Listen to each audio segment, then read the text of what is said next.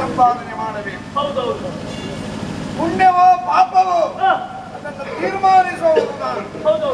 ಕಾರಣವಾಗಿ ನನಗೆ ಸಮವರ್ತಿ ಎಂಬಂತಹ ಹೆಸರಿದೆ. ಪರೇತಪತಿ ಎಂದು ಕರೀತಾರೆ ನನ್ನನ್ನ. ಯಮಧರ್ಮ, ಪಾಪಿಗಳಿಗೆ ಯಮ, ಸೂರ್ಯನ ಮಗನಾಗಿ ವಿಶಿಷ್ಟವಾದಂತಹ ಸ್ಥಾನವನ್ನು ಪಡೆದು ತೆಂಕಣ ದಿಕ್ಕಿನ ಅಧಿಕಾರಿಯಾಗಿ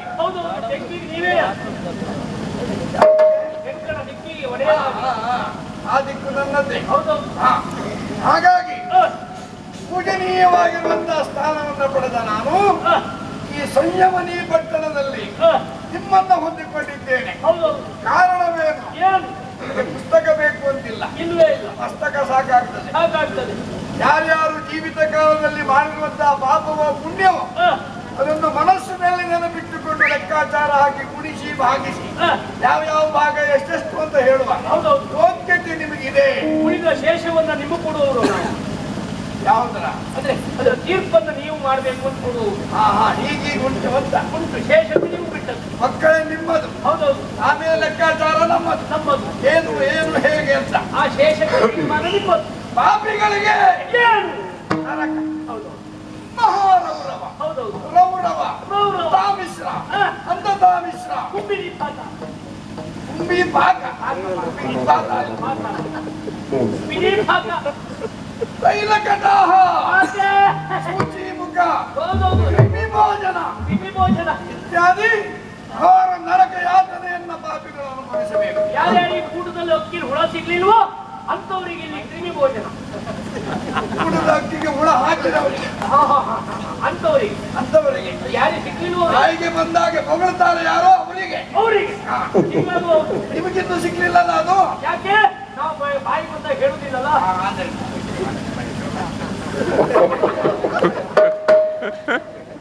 ಅಯ್ಯ, ಈ ಗೋಳಗಳಲ್ಲಿ ಯಾರಿದ್ದಾರೆ? ಬಂದಿದ್ದಾರೆ, ಹೋಗಿದ್ದಾರೆ. ಸಂಯಮನಿ ಎಂಬಂತಹ ನದಿಯನ್ನು ದಾಟಿ ಪ್ರತಿಯೊಂದು ಜೀವಿಯು ಈ ಪ್ರದೇಶವನ್ನು ಪ್ರವೇಶ ಮಾಡಬೇಕು. ಆ ವೈತರಣಿ ಎಂಬಂತಹ ನದಿಯನ್ನು ದಾಟುವಾಗ ಅನೇಕ ಕಷ್ಟ ಕಾರ್ಪಣ್ಯಗಳು ಅವರಿಗೆ ದೊರಕುತ್ತವೆ. ಅದನ್ನು ಅನುಭವಿಸಿಯೇ ಶುದ್ಧವಾಗಿ ಬರಬೇಕು ಎಂಬುದೇ ಅರ್ಥ. ಯಾರಾದ್ರೂ ಬಂದಿದ್ದಾರಾ? ಬಂದಿದ್ದಾರೆ. ಎಲ್ಲಿದ್ದಾರೆ?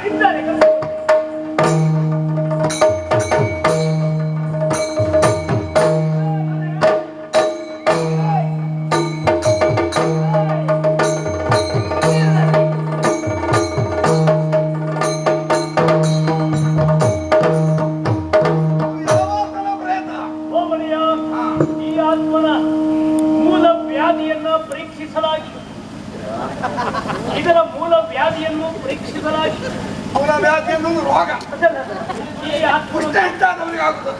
ಹೌದೌದು, ನಮ್ಮಲ್ಲಿ ಕೆಲವು ಜನ ಇದ್ದಾರೆ ಅಂತ ಕೂತ್ಕೊಳ್ಳಿಕ್ಕೆ ಆಗುದಿಲ್ಲ. ಇದು ಇದರ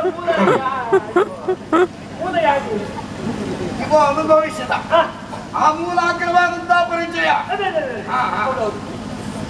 ಪರೀಕ್ಷಿಸಲಾಗಿ ತಿಳಿದು ಬರ್ತಕ್ಕಂಥ ವಿಷಯ ಏನಾಗಿರ್ತಕ್ಕಂಥದ್ದು ಅಂತಕ್ಕಂಥ ವಿಚಾರವನ್ನು ಇನ್ನು ಮುಂದೆ ನಾನು ಇರ್ತಕ್ಕಂಥದ್ದಾಗಿರ್ತಕ್ಕಂಥ ನಾನು ಹೇಳ್ತಕ್ಕಂಥ ವಿಚಾರವಾಗಿರ್ತಕ್ಕಂಥ ಈ ಆತ್ಮವಾಗಿರ್ತಕ್ಕಂಥ 14 ಲೋಕಗಳಲ್ಲಿ ಒಂದಾಗಿರ್ತಕ್ಕಂಥ ಭೂಲೋಕವಾಗಿರ್ತಕ್ಕಂಥ ಲೋಕಗಳಲ್ಲಿ ಅವಿಭಕ್ತವಾಗಿರ್ತಕ್ಕಂಥ ಈ ಆತ್ಮವಾಗಿರ್ತಕ್ಕಂಥ ಆಗಿರ್ತಕ್ಕಂಥ ಆತ್ಮವಾಗಿರ್ತಕ್ಕಂಥ 84 ಲಕ್ಷ ಜೀವರಾಶಿಗಳಲ್ಲಿ ಒಂದಾಗಿರ್ತಕ್ಕಂಥ ಮನುಷ್ಯ ಜೀವರಾಶಿಗಳಲ್ಲಿ ಆವಿರ್ಭಾವವಾಗಿರ್ತಕ್ಕಂಥ ಆತ್ಮವಾಗಿರ್ತಕ್ಕಂಥ ಮುನ್ನ ಹೇಳ್ತಕ್ಕಂಥ ಬಹಳ ಪುಣ್ಯ ಸಂಪಾದನೆ ಮಾಡಿ 84ನೇ. ಹಾಗಾಗಿ ಹಾಗಿರ್ತಕ್ಕಂಥ ಈ ಆತ್ಮದ ಹೆಸರು ಮೋಹನ ಎಂತಕ್ಕಂಥ ಆತ್ಮವಾಗಿರ್ತಕ್ಕಂಥ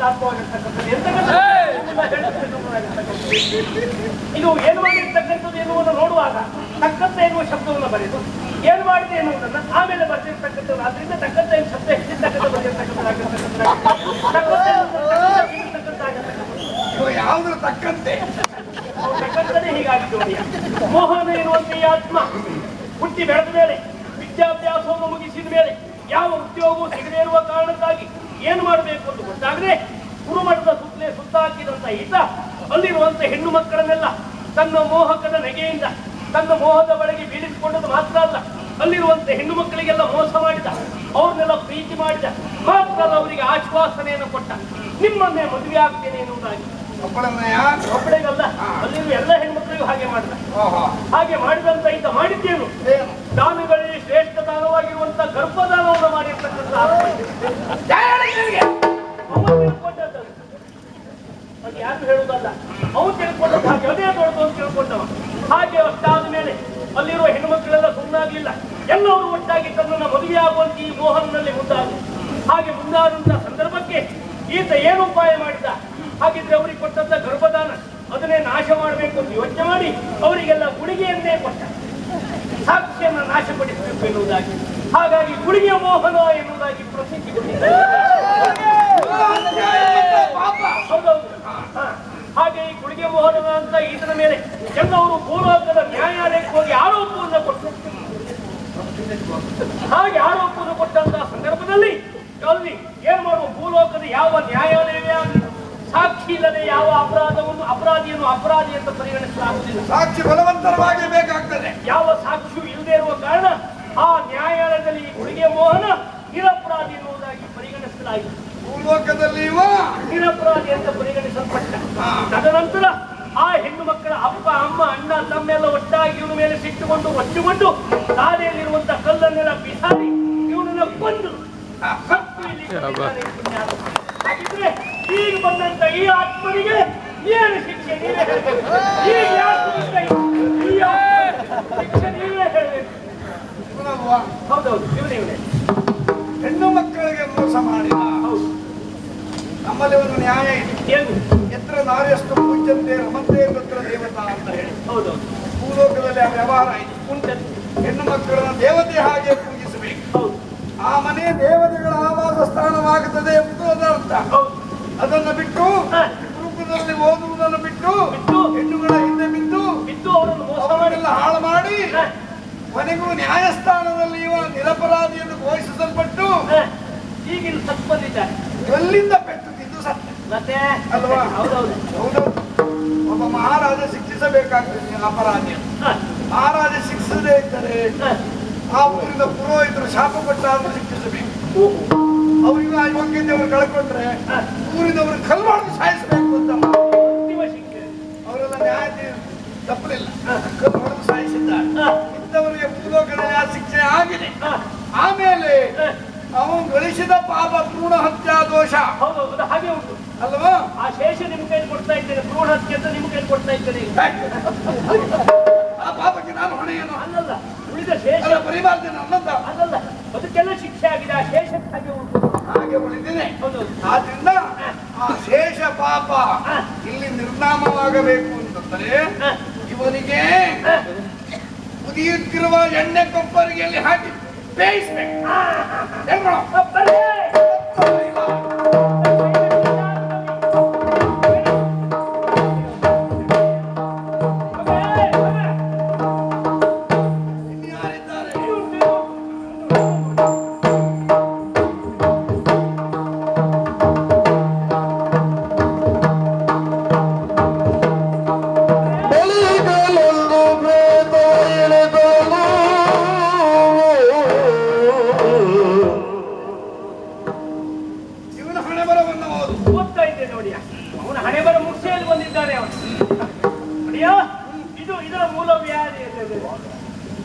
ಪರೀಕ್ಷಿಸಲಾಗಿ ತಿಳಿಬರುವಂತ ವಿಷಯ ಏನಂದ್ರೆ ಇದು ಕೂಡ ಭೂಲೋಕದಲ್ಲಿ ಮನುಷ್ಯ ಜೀವರಾಶಿಗಳಲ್ಲಿ ಆವಿರ್ಭಾವಕ್ಕೆ ಬಂದಿರತಕ್ಕಂತ ಜೀವರಾಶಿ ಮನುಷ್ಯನಾಗಿ. ಹೌದೌದು, ಅಲ್ಲಲ್ಲಿ ಬಂಡೆ ಇರುವುದರಿಂದಲೇ ಗೊತ್ತಾಗ್ತದೆ ಇವನೊಬ್ಬ ಕಲಾವಿದ ಎನ್ನುವುದಾಗಿ.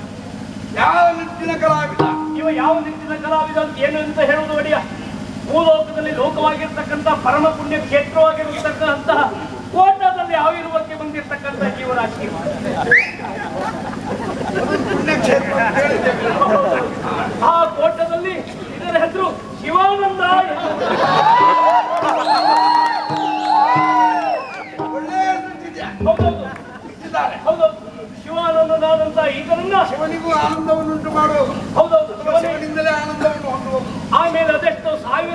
ಜನರಿಗೆ ಆನಂದ ಉಂಟು ಮಾಡುವಂತ ಯೋಗ್ಯತೆ ಹೊಂದಿದವ ಅಶ್ವಾನಂದನಾಗಿರ್ತಾನೆ. ಅಯ್ಯ ಈತನನ್ನ ಸಣ್ಣ ಇರುವಾಗ ಗುರುಮಠಕ್ಕೆ ಹೋಗುವಂತ ಕಳಿಸಿಕೊಟ್ರೆ ಹತ್ರ ಇರುವಂತ ಮಹಾಲಿಂಗೇಶ್ವರ ದೇವಸ್ಥಾನದಲ್ಲಿ ಕೇಳಿ ಬರುವಂತ ಆ ಶಬ್ದಕ್ಕೆ ಮಾರು ಹೋದವ. ಯಾವ ಶಬ್ದವೋ? ಭೂಲೋಕದಲ್ಲಿ ಜನರೆಲ್ಲರೂ ಆರಾಧಿಸುವಂತ ಒಂದು ಕಲೆ ಉಂಟು. ಅದುವೇ ಯಕ್ಷಗಾನ ಕಲೆ. ನೀವು ರಕ್ಕಸ್ ಹೊಟ್ಟೆ ಒಳಗೆ ಮಾಡ್ಕೊಂಡು ಮಾಡಿ ಹಾಗೆ ಪೂರ್ಣದ ಯಕ್ಷಗಾನದ ರಕ್ಕಸ್ಸಾಗಿ ನಾನದನ್ನು ನೋಡ್ಲಿಲ್ಲ. ಇಲ್ಲ ನೀವು ಹೋಗಿದ್ಯಾ? ಹೋಗಿದ್ದೆ. ಅವ್ರು ಏನ್ ಮಾಡ್ತಾರೆ ಅಂತ ಬಿಡುವಾಗ ಒಡೆಯ ಆ ಕಲೆಯತ್ತ ಆಸಕ್ತಿಗೊಂಡಂತ ಈತ ಗುರುಮಠಕ್ಕೆ ಬಂದು ಹೋಗದೆ ಮನೆಯಲ್ಲಿರುವಂತ ದೋಸೆ ಮಾಡುವಂತ ಕಾವಲೇನೆ ಪಟಪಟ ಪಟಪಟ ಅಂತ ಆಮೇಲೆ ಇವನ ಆಸಕ್ತಿಯನ್ನ ತಿಳ್ಕೊಂಡಂತ ಇವನ ಹಿರಿಯವರು ಇವನನ್ನು ಅದಕ್ಕೆ ಸೇರಿಸಿದ್ರು. ಈತ ಪುಣ್ಯಾತ್ಮ ಮೊದಲು ಸಣ್ಣ ಸಣ್ಣ ಮೇಳದಲ್ಲಿ ನಿತ್ಯ ವೇಷಕ್ಕೆ ಆರಂಭ ಮಾಡಿದ. ಹಲವು ಮಕ್ಕಳ ತಾಯಿಯ ಮೇಳಕ್ಕೆ ಸೇರಿಕೊಂಡಂತ ಈತ ನಿತ್ಯ ವೇಷವನ್ನು ಪ್ರಾರಂಭ ಮಾಡಿದ. ಅಲ್ಲಿ ಹೆಸರನ್ನು ಮಾಡಿರುವಂತ ಈತ ವೇಷ ಮಾಡ್ತಿದ್ದ. ನಿತ್ಯವೂ ವೇಷ ಮಾಡ್ತಿದ್ದ. ನಿತ್ಯ ವೇಷವನ್ನೇ ಹಾಗಾದ್ರೆ ಅಂದ್ರೆ ಮೊದಲು ಬರುವಂತ ವೇಷ ಬಾಲ ಗೋಪಾಲ ವೇಷ. ಹೌದು, ಬಾಲ ಗೋಪಾಲ ವೇಷನು ಬಾಲ ಗೋಪಾಲನ್ನು ಮಾಡ್ತಿದ್ದ. ಅದು ಹೀಗಾಗಲ್ಲ, ಬಾಲ ಅಣ್ಣನೇ ಆ ಗೋಪಾಲ ವೇಷವನ್ನು ಮಾಡ್ತಾ ಇದ್ದ. ಹಾಗೆ ಮಾಡುತ್ತಾ ಮುಂದೆ ಬೆಳೆದಂತ ಇದ್ದ ತನ್ನ ಕಲೆಯನ್ನ ವಿಶೇಷವಾಗಿ ಚಂಡೆ ಬಾರಿಸುವಂತ ಆಸಕ್ತಿಗೊಂಡ.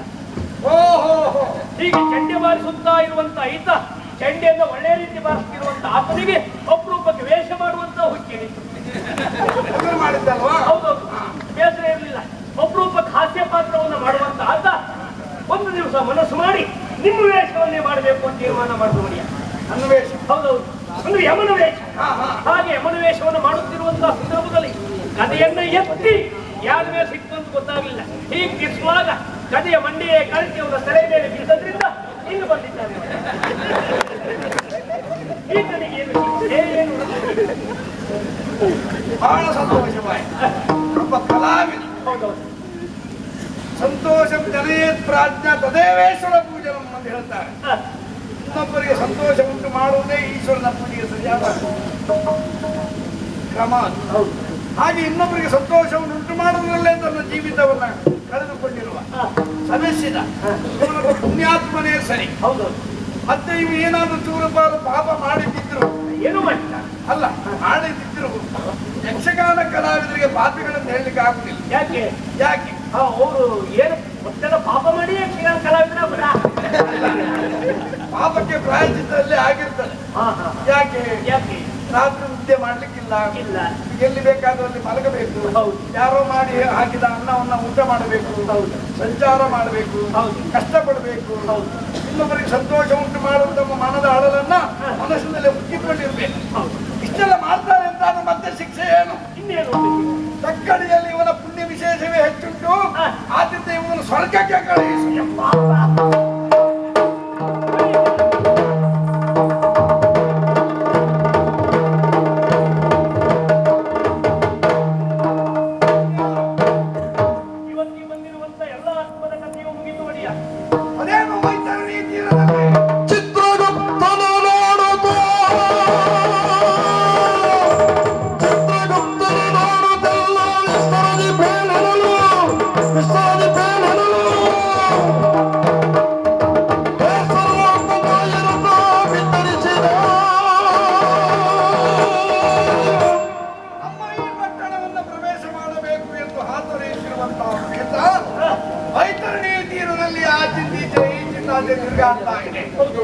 ಯಾವುದನ್ನು ಏನು ಅಂತ ನಾವು ವಿಚಾರ ಮಾಡಬೇಕು ತಾನೆ. ಅವನಿಗೆ ಸ್ವಂತ ಬಲದಿಂದ ಬರಲಿಕ್ಕೆ ಸಾಧ್ಯವಿಲ್ಲದಿದ್ದರೆ